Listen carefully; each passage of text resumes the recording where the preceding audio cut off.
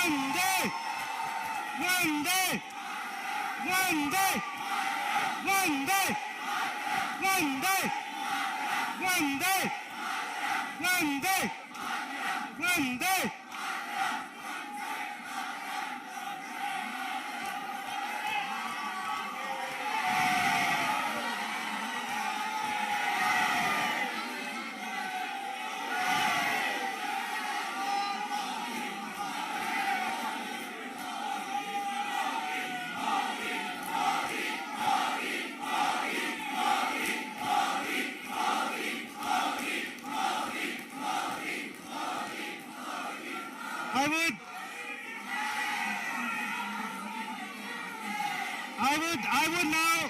I would now, yeah, ladies and gentlemen, since you are already standing up, I would request everybody to stand up for the national anthems of Denmark and India.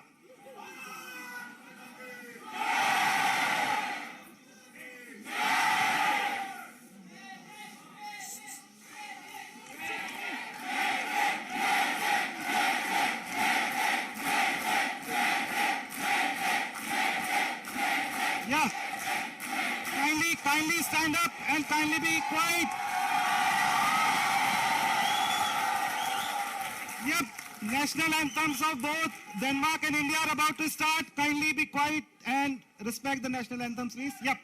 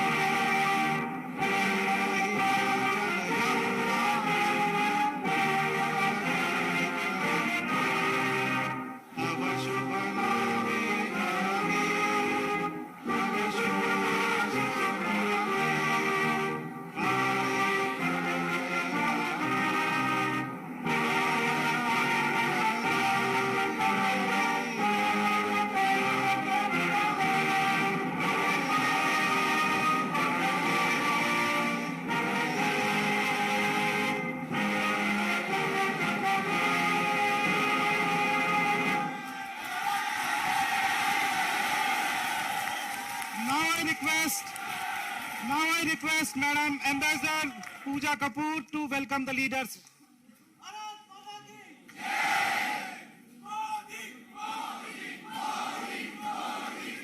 Kindly be seated.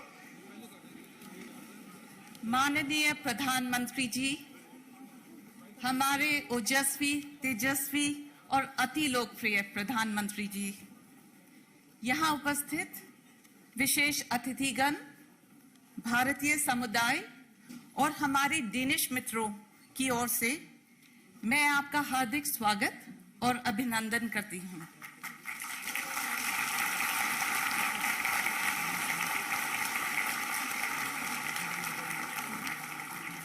आपके आगमन से Denmark में बसा छोटा परंतु गतिशील भारतीय समुदाय फूला नहीं समा रहा है और उनमें अत्यंत गौरव एवं देश प्रेम की लहर दौड़ रही है।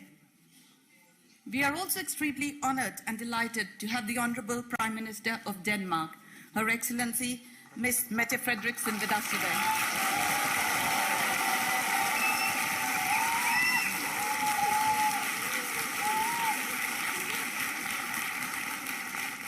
A very warm welcome to you, Madam Prime Minister, from the vibrant Indian community in Denmark.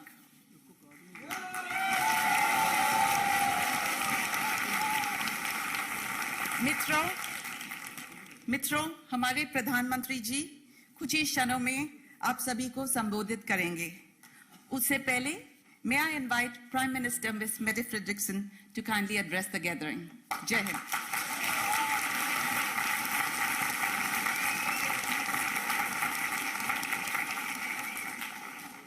Thank you so much, and I have to say that you really know how to welcome a politician. Please teach the Danish population how to do it.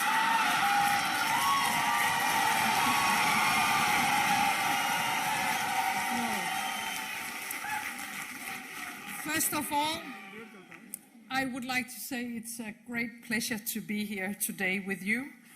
I am very honored that we are able to welcome you, my friend, Prime Minister Modi, to Denmark. Once again, welcome.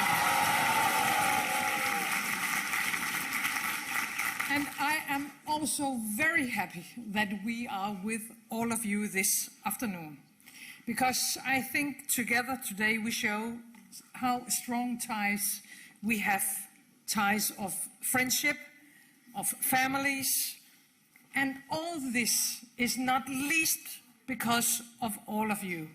Thank you.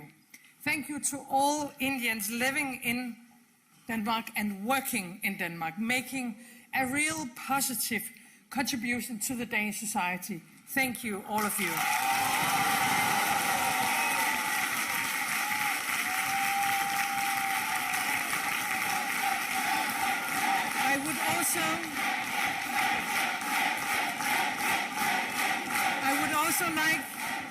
I would also like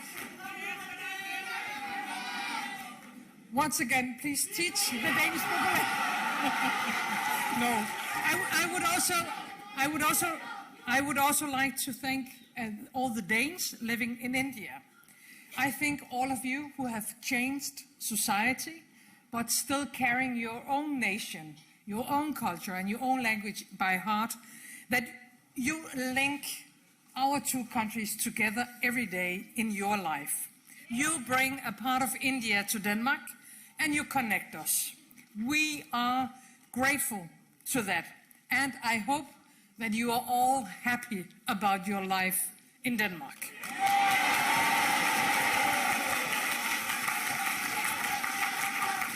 I would also like to say that now, 2 years ago, Prime Minister Modi and I agreed on a green strategic partnership between India and Denmark, the first of its kind for both of our countries. It is quite amazing for a small country like ours, Denmark,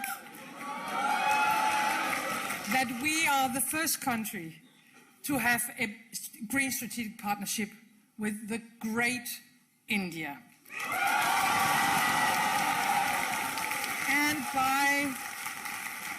And by joining hands and minds, we aim to find new ways forward. Right now, of course, the war in Ukraine reminds us that democracies, that democratic nations like India and Denmark all over the world must stand up for the principles and for the values we believe in.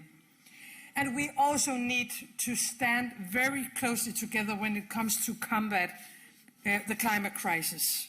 Our green strategic partnership is a very important tool to do just that.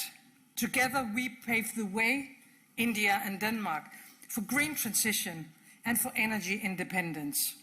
Green growth, green jobs, new opportunities for all of us, a just future for all.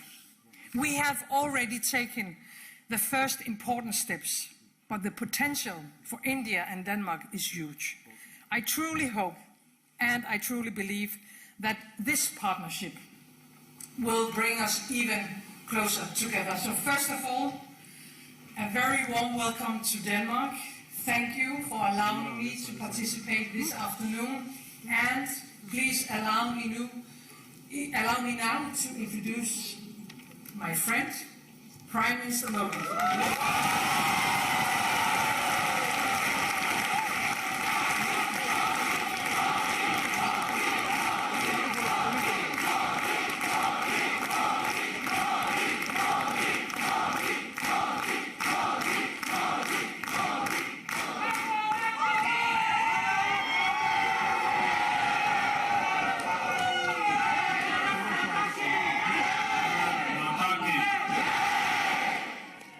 माता की भारत माता की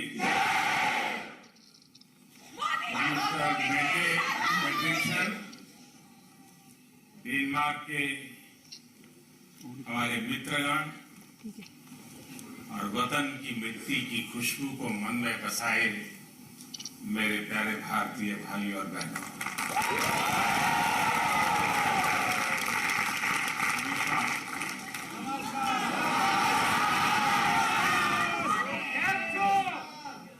सबसे पहले तो मैं Denmark के प्रधानमंत्री जी का हृदय से आभारी हूं कि उन्होंने इतना समय हमें दिया। 2 नंबर कम है। मुझे मालूम है कि उन्हें अगले काम के लिए, कार्यक्रम के लिए बीच में से निकलना पड़ेगा। मैं उनसे भी आग्रह करूंगा कि आप संकोच मत कीजिए।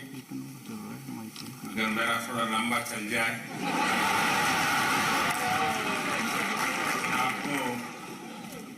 आपको निकलना है तो बिना संकोच जरूर निकल सकते हैं।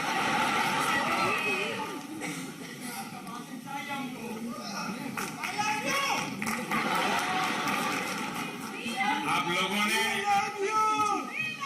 डेनमार्क की प्रधानमंत्री जी का और मेरा यहाँ जो भव्य स्वागत किया, उसके लिए मैं आप सभी का बहुत आभारी हूं।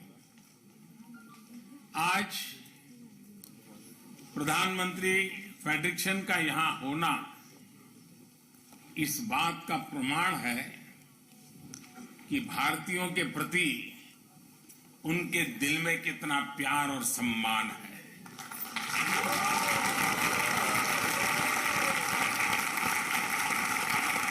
मैं उन्हें इस कार्यक्रम के लिए समय निकालने के लिए, यहां रूबरू आने के लिए हृदय से बहुत बहुत धन्यवाद करता हूं।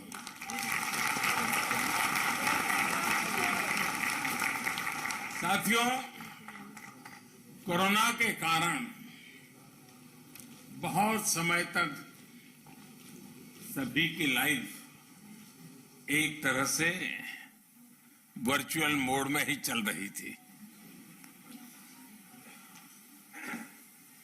अब ऑनलाइन से हमें ऑफलाइन जाना है, और हकीकत ये भी है कि ऑफलाइन ही लाइफलाइन है।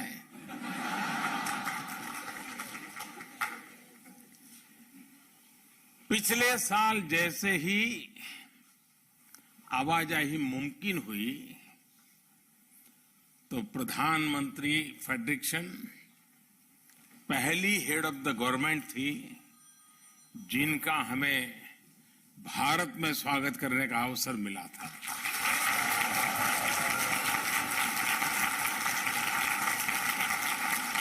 ये भारत और डेनमार्क के मजबूत होते संबंधों को दिखाता है। और खास बात यह है कि हमारी ग्रीन स्ट्रेटेजिक पार्टनरशिप प्रधानमंत्री फ्रेडरिक्सन की व्यक्तिगत प्राथमिकताओं और उनकी वैल्यूज से गाइडेड है। आज उनके साथ मेरी जो चर्चा हुई है, उससे दोनों देशों के संबंधों को नई ताकत मिलेगी, नई ऊर्जा मिलेगी। यहां आपसे बातचीत के बाद मैं हर मैजेस्टी क्वीन ऑफ डेनमार्क से मिलने जाऊंगा। कल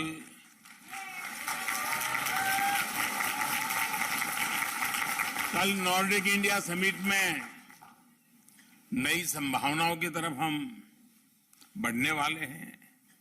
मुझे खुशी है कि पूरे नॉर्डिक रीजन के साथ भी भारत के रिश्ते बहुत मजबूत हो रहे हैं।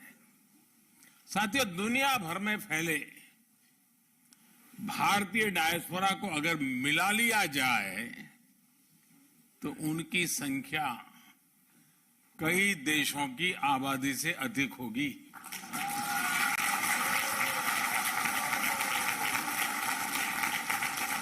उनका पहनावा, खान पान भले ही अलग अलग हो, लेकिन हमारी सोशल हार्मनी, वननेस और को एग्जिस्टेंस की जो वैल्यूज सभी भारतीयों में एक समान है और यही हमारी ताकत है।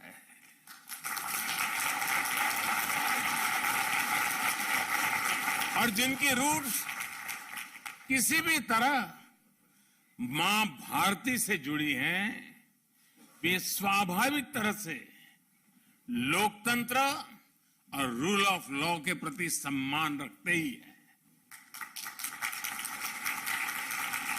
एक भारतीय दुनिया में कहीं भी जाए, वो अपनी कर्मभूमि के लिए, उस देश के लिए पूरी ईमानदारी से कंट्रीब्यूट करता है।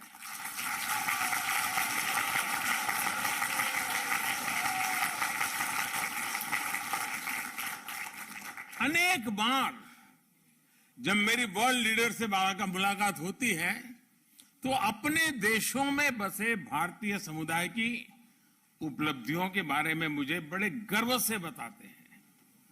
वे इंडियन कम्युनिटी के परिश्रम और शांतिपूर्ण नेचर की सराहना करते थकते नहीं हैं।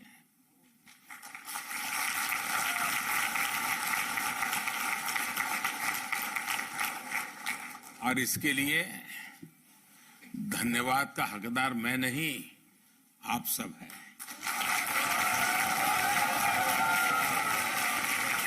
आप लोगों का व्यवहार, आप लोगों के संस्कार, ये उसके मूल में है और इसलिए मैं सबसे पहले ये जो बधाइयां मुझे मिलती हैं वो सारी आपको समर्पित करता हूं।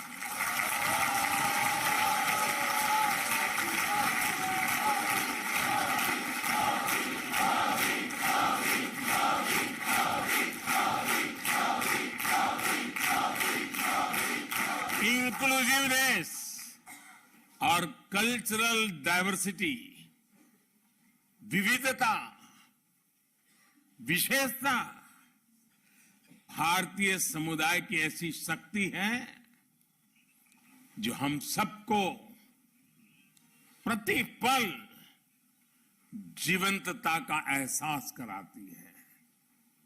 हजारों वर्षों के कालखंड ने इन वैल्यूज को हमारे भीतर विकसित किया है। आप यहां डेनमार्क में ही देखिए, भारत के अलग अलग राज्यों से लोग यहां आए हैं, बसे हैं। कोई तेलुगु बोलता है, कोई पंजाबी, कोई बांग्ला आणि कोई मराठी आणि કેટલા કેમ છો गुजराती।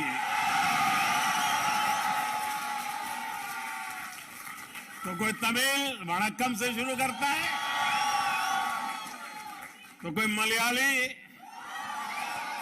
कोई उड़िया जय जगन्नाथ, कोई कन्नड़ा, तो कोई असमिया। भाषा कोई भी हो,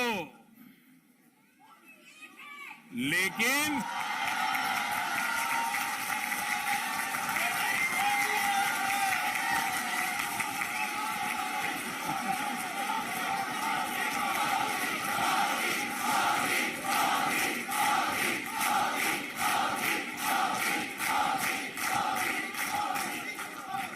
भाषा अनेक, भाव एक। भाषा कोई भी हो, लेकिन हम सभी के संस्कार भारतीय ही है।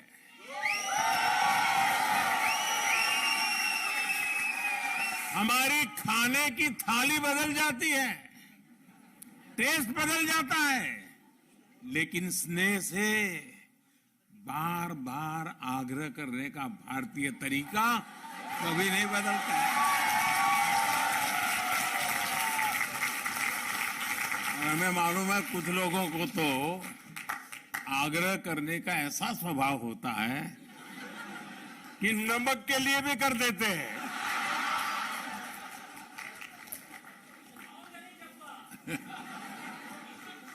हम राष्ट्र रक्षा के लिए मिलकर खड़े होते हैं, राष्ट्र निर्माण में मिलकर जुटते हैं। भारतीयता सबका साथ, सबका और सबका। अब देखिए घर घर बात पहुंच चुकी है और डेनमार्क में भी गूंज रही है। सबका साथ, सबका विकास, सबका विश्वास और सबका प्रयास, और इसी से समृद्धि होती है। और साथियों, वसुधैव कुटुंबकम यानी वन वर्ल्ड, पूरा विश्व एक परिवार, हमारा ये कंसेप्ट व्यापार कारोबार की अवधारणा से भी बहुत विस्तृत है, बहुत व्यापक है, बहुत गहरा है, हिमालय से भी ऊंचा है। हमारी वन वर्ल्ड की अवधारणा अपनत्व पर, बंधुत्व पर, संवेदनशीलता पर, सम्मान पर टिकी है। 21वीं सदी का भारत भी नए ग्लोबल ऑर्डर के लिए इसी विजन को लेकर आगे बढ़ रहा है। साथियों, आज भारत जो कुछ भी हासिल कर रहा है, वो उपलब्धि सिर्फ भारत की नहीं है, बल्कि वो करीब 1/5 ह्यूमैनिटी की उपलब्धि है। कल्पना कीजिए कि अगर भारत में हम वैक्सीनेशन को हर परिवार तक नहीं पहुंचा पाते तो उसका दुनिया पर क्या असर होता। अगर भारत मेड इन इंडिया सस्ती और प्रभावी वैक्सीन पर काम न करता, बड़े स्केल पर प्रोडक्शन न करता, तो दुनिया के अनेक देशों की स्थिति क्या होती।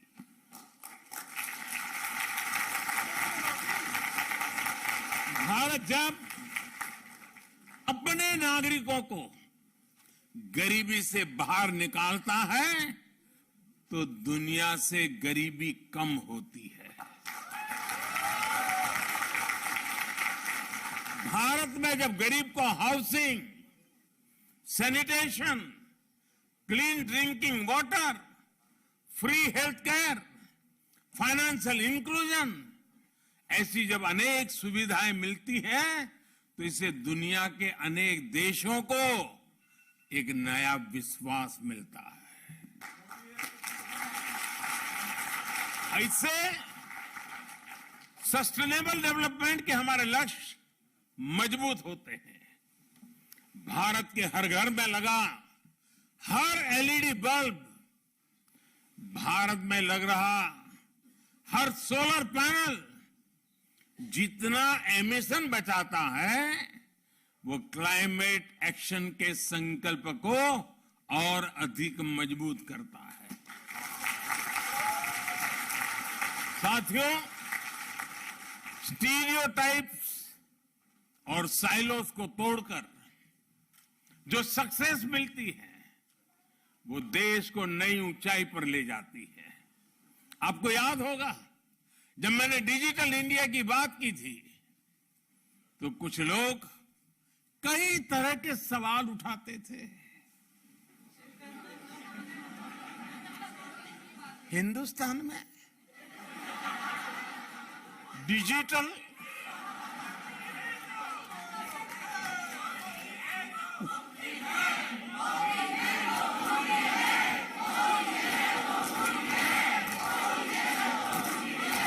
न जाने ऐसे सवाल पूछते थे। लेकिन आज मैं कहना चाहता हूं दोस्तों, 5-6 साल पहले हम पर कैपिटा डेटा कंजम्पशन के मामले में दुनिया के सबसे पिछड़े देशों में से एक थे। ये मैं बहुत दूर की बात नहीं कर रहा हूं, 5-6 साल पहले। लेकिन आज स्थिति एकदम से बदल गई है। अनेक बड़े देश मिलकर जितना per capita mobile data consume करते हैं, उससे ज्यादा हम भारत में करते हैं। सबसे बड़ी बात यह है कि आज जो भी नया यूजर जुड़ रहा है वो शहरों से नहीं है, दूर सुदूर जंगलों में रहने वाले भारत के छोटे छोटे गांव है दोस्तों।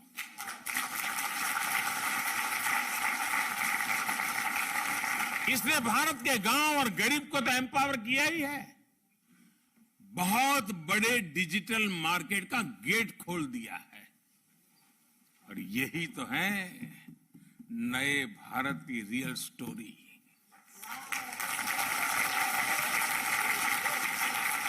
देश का मिजाज कैसे बदलता है, इसका एक और उदाहरण मैं आपको बताना चाहूंगा। यह हमारी आजादी का 75वां साल है। लगभग 75 महीने पहले, 75 मंथ्स पहले की बात मैं कर रहा हूं, हमने स्टार्टअप इंडिया कार्यक्रम शुरू किया था। तब स्टार्टअप इकोसिस्टम के रूप में दुनिया में भारत की कोई गिनती ही नहीं थी, नाम कहीं उल्लेख ही नहीं होता था। आज हम यूनिकॉर्न्स के मामले में दुनिया में नंबर 3 पर खड़े हैं।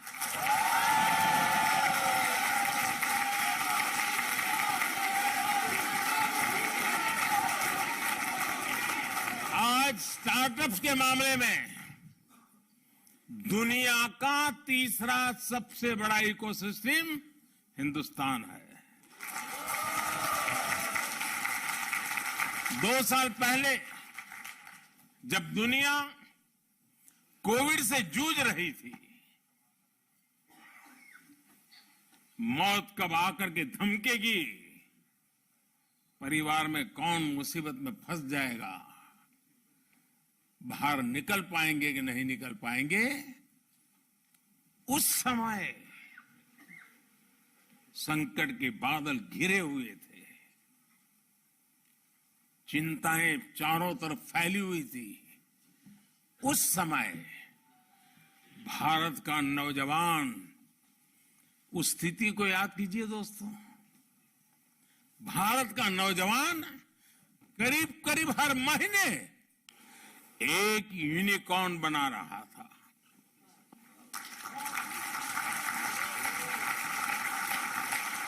दो 2021 में तो ये स्पीड और बढ़ गई और 8-10 दिन में ही वो यूनिकॉर्न बनाने लग गया। और इस साल के शुरुआती 2022 के शुरुआती 3 महीने में तो हर हफ्ते एक यूनिकॉर्न भारत में तैयार हुआ।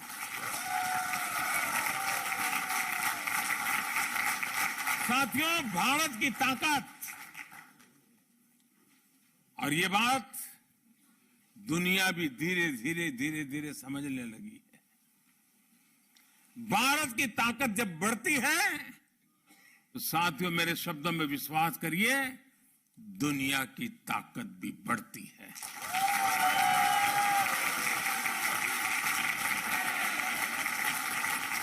फार्मेसी ऑफ द वर्ल्ड, इस भूमिका में भारत ने मुश्किल समय में पूरी दुनिया का साथ दिया है। दुनिया के अनेक देशों को दवाइयां भेजी हैं ताकि हम संकट के समय मानवता के इस काम में पीछे न रह जाएं, दुनिया को संकट के समय मदद करें, ये सपना लेकर के काम करते रहे। भारत जब फूड ग्रेन्स के मामले में आत्मनिर्भर हुआ है तो दुनिया को भूखमरी से बचाने के लिए खुले दिल से ऑफर कर रहा है।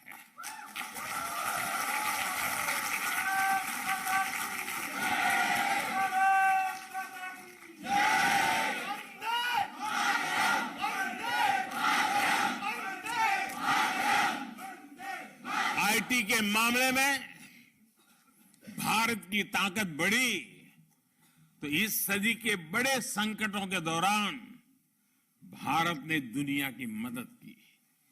आज भारत एक बड़ी डिजिटल ग्लोबल पावर है,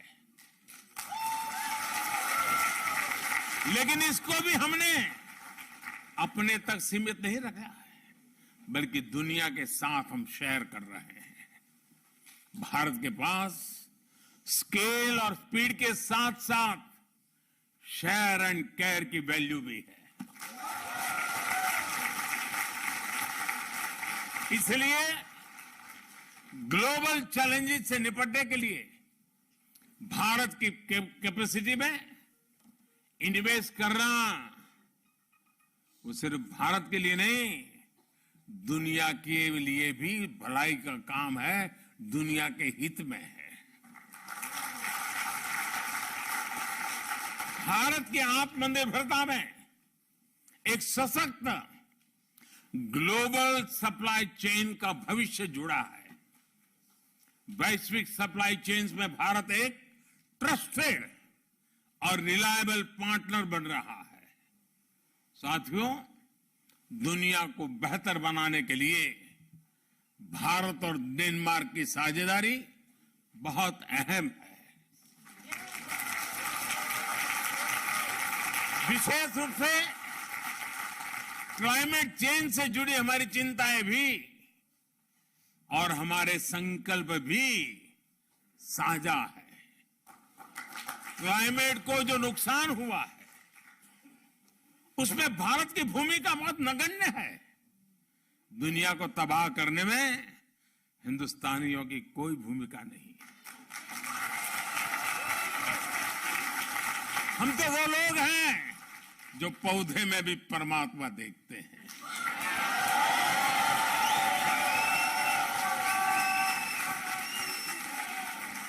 हम वो लोग हैं जो नदी को मां मानते हैं। Thank you excellency.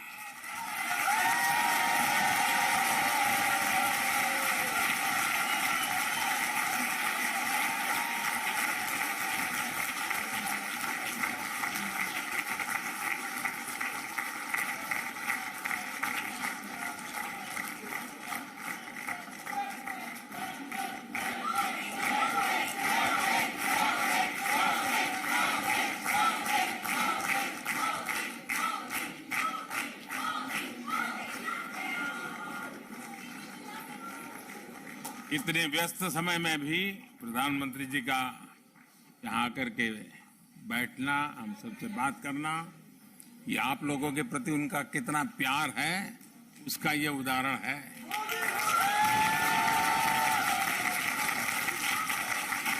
साथियों, मैं आपसे जो बता रहा था कि हम जो भी अच्छा करने का प्रयास कर रहे हैं उससे दुनिया लाभान्वित होती है, लेकिन दुनिया की भलाई के देखते हुए भारत ने वर्ष 2070 तक, जैसे मैंने कहा, हमने दुनिया में इस प्लेनेट को, इस पृथ्वी को बर्बाद करने में हिंदुस्तानियों का कोई रोल नहीं है, हिंदुस्तान का कोई रोल नहीं है। उसके बावजूद भी भारत ने वर्ष 2070 तक नेट जीरो का संकल्प लिया है। भारत दुनिया के उन चंद देशों में है जो इस दिशा में किए गए अपने कमिटमेंट को समय से पहले पूरा कर रहा है। नॉन फोसिल सोर्सेज से 40% इंस्टॉल कैपेसिटी का जो लक्ष्य हमने रखा था, और लक्ष्य में हमारा डेडलाइन था 2030। अभी तो 2030 काफी दूर है, लेकिन उस काम को हमने 9 साल पहले ही पूरा कर लिया जी।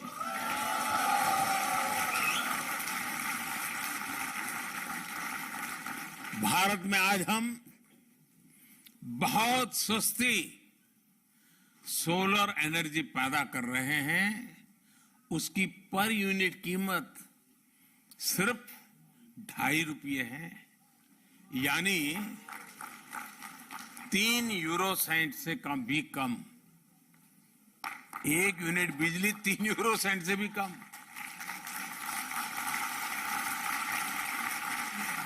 और हमारी कोशिश है कि उसको हम 2.5 रुपये से और नीचे ला करके 2 रुपये तक ले जाने की कोशिश कर रहे हैं। लेकिन साथियों, हमें यह भी मानना होगा कि वैश्विक क्लाइमेट एक्शन अभी तो कहीं सफल होता नजर नहीं आ रहा है। दुनिया जहां थी वहीं ठहरी हुई है। इक्के दुक्के अपवाद कुछ कर पाते होंगे, लेकिन हम कर पा रहे हैं। इसका कारण क्या है? इसका कारण यह है कि हम क्लाइमेट सरकारों की मल्टीलेटरल संस्थाओं की जिम्मेदारी के रूप में देखते रहे हैं। जब तक सोसाइटी इससे जुड़ा महसूस नहीं करेगी, मोदी करने से नहीं होता है।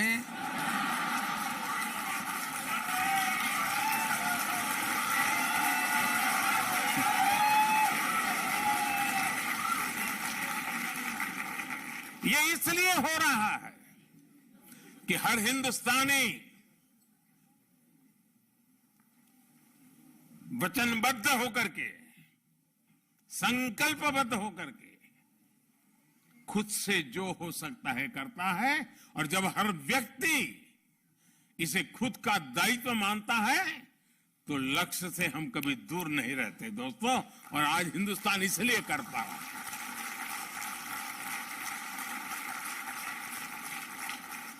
इस समस्या के समाधान में विश्व के अनेक विचार चल रहे हैं, अनेक योजनाएं चल रही हैं, अनेक एनजीओ भी अपनी दुनिया चला रहे हैं। बहुत कुछ हो रहा है, अलग अलग तरीके से हो रहा है।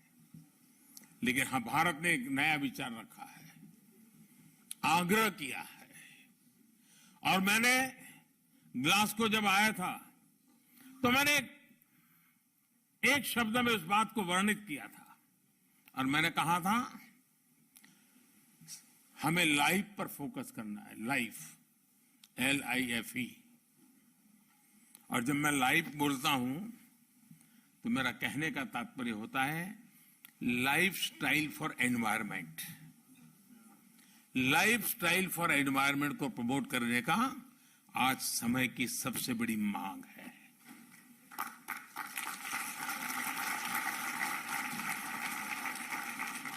कंजम्पशन ओरिएंटेड अप्रोच, इससे बाहर निकलना बहुत जरूरी है। यूज एंड थ्रो वाला माइंडसेट प्लेनेट के लिए नकारात्मक है। हम कितना यूज करते हैं ये पॉकेट की साइज से नहीं बल्कि जरूरत से तय हो।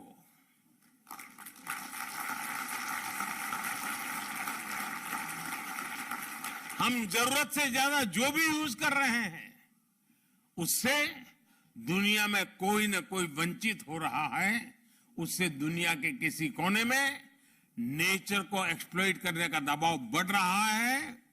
इस सेंस ऑफ रिस्पॉन्सिबिलिटी को हमें अपनी फैमिलीज में जागृत करते रहना होगा और हर भारतीय को दुनिया में जहां जाए वहां इन हमारे संस्कारों को प्रकट करते ही रहना चाहिए। मुझे विश्वास है कि डेनमार्क और भारत साथ मिलकर विश्व की कई समस्याओं के लिए इनोवेटिव समाधान तलाश सकते हैं। ऐसे समय में जब हम आजादी का अमृत महोत्सव मना रहे हैं, तब हमारी ये साझेदारी और अहम है। डेनमार्क भारत के व्हाइट रिवॉल्यूशन में हमारे साथ था, अब हमारे ग्रीन फ्यूचर में हमारा मजबूत साझेदार बन रहा है।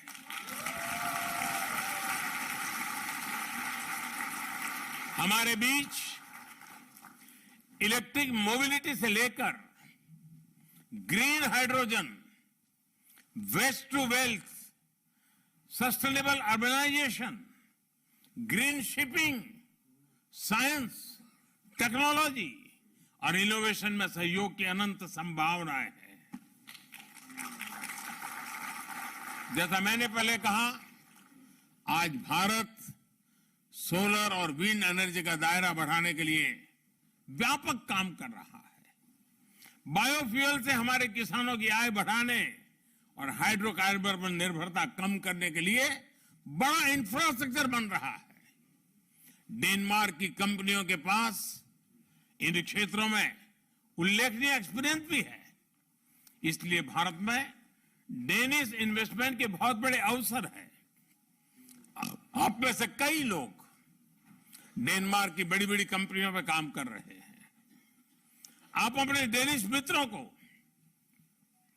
अपने कलीग को भारत में मौजूदा अवसरों के बारे में जरूर बताएंगे ना?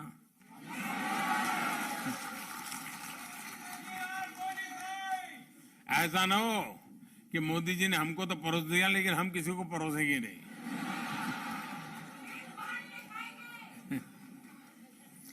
साथियों, यहां कोपेनहेगन यूनिवर्सिटी में विश्व प्रतिष्ठित नील बोर इंस्टीट्यूट है।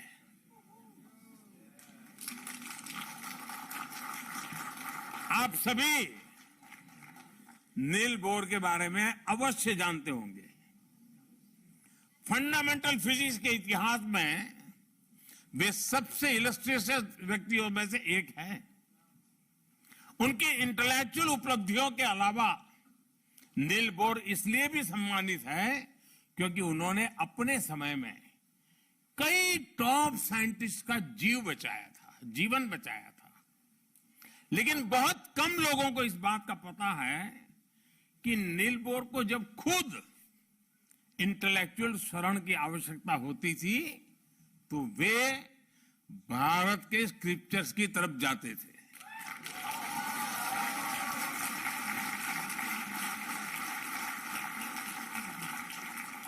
उनका यह वाक्य बहुत प्रसिद्ध है और वो कई बार उसका उल्लेख करते थे। I go to the Upanishad to ask questions.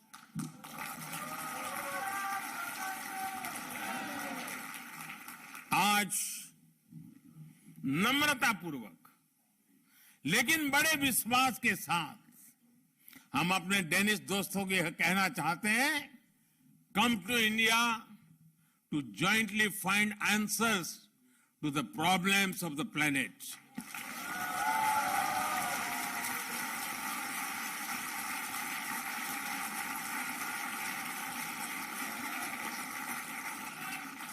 साथियों, जब मैं आपके बीच में आया हूं और मेरे ये डेनमार्क की पहली विजिट है,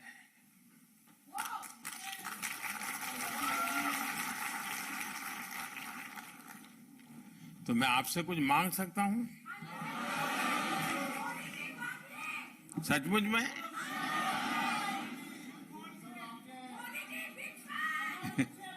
अब मैं मांगूंगा और आप मानेंगे नहीं तो? मानेंगे लेकिन अगर करेंगे नहीं तो? पक्का करेंगे? कितने लोग हैं जो वादा पूरा करेंगे?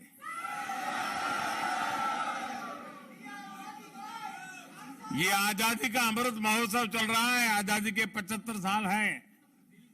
इस अमृत महोत्सव से शुरू करना है। कौन मानते हैं?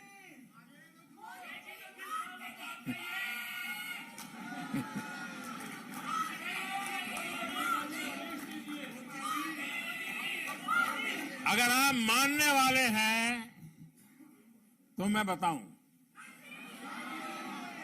मैं देख रहा हूं कि धीरे धीरे आवाज कम हो रही है आपको लग रहा है कि कोई मुसीबत आ रही है। ऐसा ही हो रहा है ना? मैं दुनिया में हमारे जितने देशवासी रहते हैं, दुनिया के किसी भी कोने में कह रखते हो, उनसे मेरा एक आग्रह है, आप अपनी आवाज जरा कम करो, आपकी आवाज कम करो। अब सबने देख लिया आप कहां बैठी हो।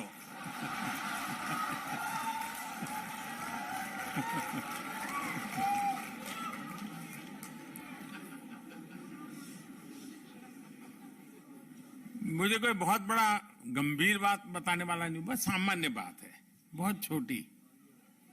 करेंगे? पक्का करेंगे? वादा निभाएंगे? देखिए, भारत इतना महान देश है, भारत के प्रति हम लोग इतना गर्व करते हैं। आप कम से कम हर वर्ष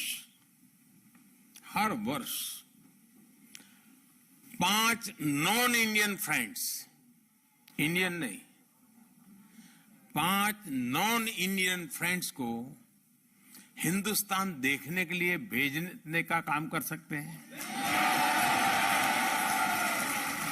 उनको प्रेरित कर सकते हैं।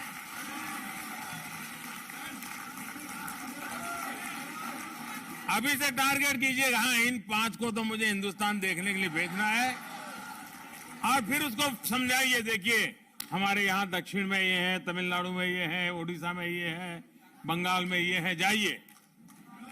आपको कल्पना है दोस्तों, आप दुनिया की कितनी बड़ी ताकत बन जाओगे। फिर ऐसा मत करना कि वहां डायरेक्ट फ्लाइट नहीं है,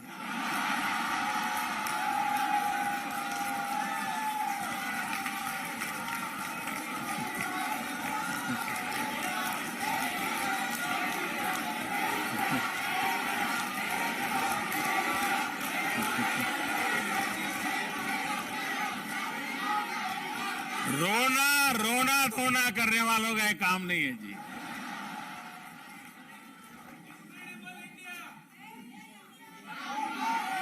एक जमाना था जब हवाई यात्राएं नहीं थी, मेरा देश ऐसा था कि दुनिया के लोग हजारों किलोमीटर पैदल यात्रा करके मेरा देश देखने के लिए आते।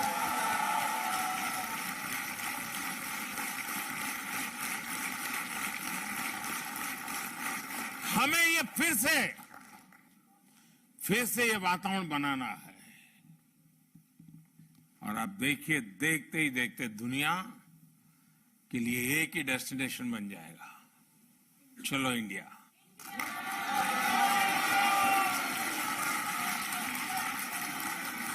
और ये काम एम्बेसी का नहीं है,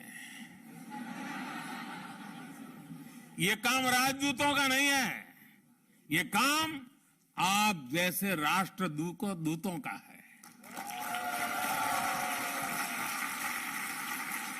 राजदूत तो एक होता है, राष्ट्रदूत लाखों की तादाद में होते हैं। तो करेंगे? अब कुछ आवाज में दम है। चलिए दोस्तों, मुझे बहुत अच्छा लगा, आप सबसे मिलने का मौका मिल गया, और आप लोगों का उत्साह, उमंग पूरे हिंदुस्तान में खबर पहुंच गई होगी। आप भी तो वहीं से लाइव करते होंगे शायद बैठे बैठे। बहुत बहुत धन्यवाद दोस्तों। भारत माता की, भारत माता की, भारत माता की। वंदे वंदे वंदे वंदे वंदे वंदे वंदे वंदे वंदे। Whoa! What a grand and memorable moment. What a grand and memorable moment for all of us. We have just witnessed a history in making.